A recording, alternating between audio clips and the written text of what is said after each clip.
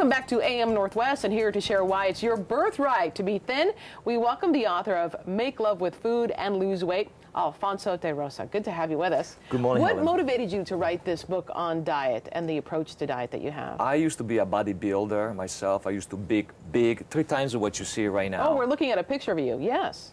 And eventually I moved to the United States. I'm originally from Italy. And I kept the diet. I was doing a bodybuilder diet, and it stopped working. I started to gain weight. I went from the 6 packs to 1 pack. Gotcha. Okay, so here's a shot of you after you decided to quit the bodybuilding but still eat the same way. Yes, I was keep dieting, exercising, twice a day sometimes, really working hard, and I was keep gaining weight. And so I asked myself, what's going on here? What do I need to do to really change, to transform?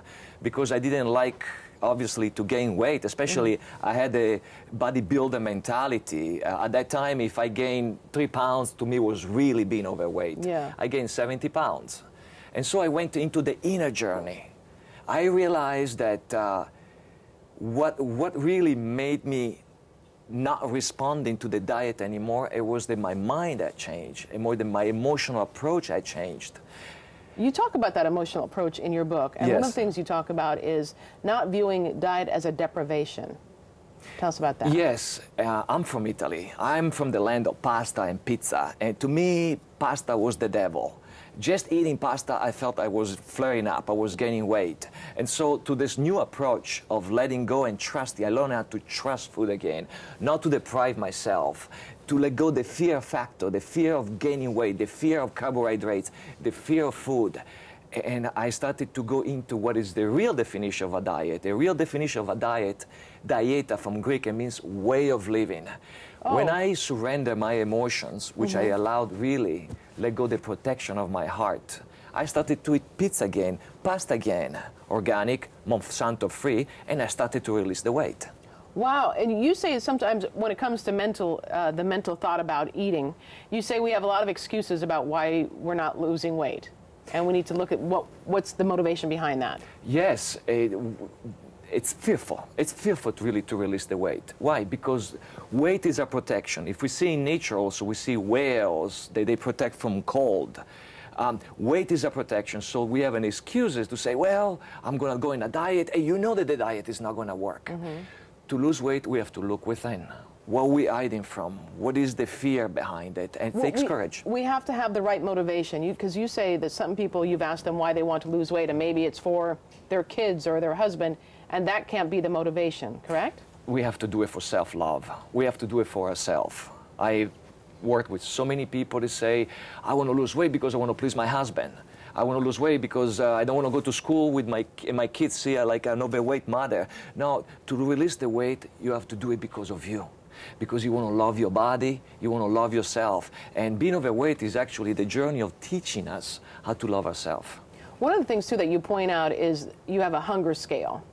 And we really shouldn't be eating to the point we're full, which is what I do, I know. You eat till you're full, and you say you really can't do that. So what are your suggestions there? When we're eating, what do we keep in mind? Keep in mind that the sides of the stomach is the fist.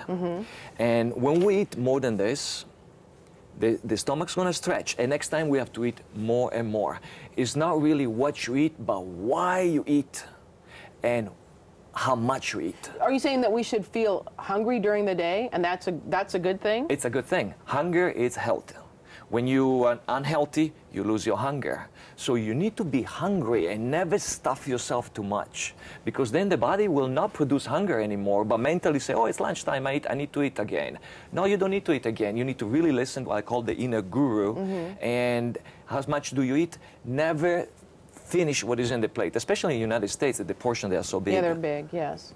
So when you're sitting at the table, do you step away before you feel, I mean, how do you judge how full you are? You step away from, you back off when you think? In the book, I created a scale, and the scale goes through how much is your hunger, if you're not hungry, and when you eat, you look at the scale, and when you are when you start to get satisfied. Satisfaction is the sweet spot, Right. which it means that you could eat more, but you could really stop. And after 20 minutes, Then you'll feel full. It seems like if you wait a little bit, you feel more full. if you wait, exactly, you realize that you actually say, I'm happy that I didn't finish everything on the Right. food, because I wasn't really hungry. I was just in a pleasure that is already gone anyways. Alfonso, great talking with you. You have a really good approach to the way you look at food, especially since we can enjoy pasta and pizza. Love that.